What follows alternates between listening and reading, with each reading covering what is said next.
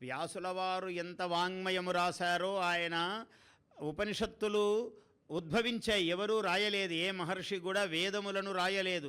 వేదములు ఆకాశము వలె స్వయం సంభూతములు వేదములన్నీ కూడా. అయితే పాశ్చాత్యులు వీటిని ఒప్పుకోక, ఎంత ఒప్పుకోని పాశ్చాత్యులైనా కూడా ఈ వేదములు 8,000 సంవత్సరములు అయిందండి, 10,000 సంవత్సరములు అయిందండి, 15,000 సంవత్సరములు అయిందండి అని చెప్తూ ఉంటారు.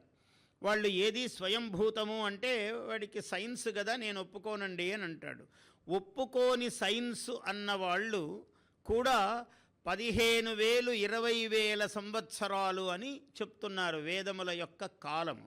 అటువంటి వేదములలో చెప్పినవే ఇవాళ సర్వప్రపంచములో ఎవరెవరు ఏ ఏ వర్గము ఏం పేర్లు పెట్టుకున్నా వేదములో మనము విన్నవి కన్నవి అక్కడక్కడ చెప్పినవి చూసి రాసుకుని 100 మెట్ల భగవత్ తత్వమును బోధించారు.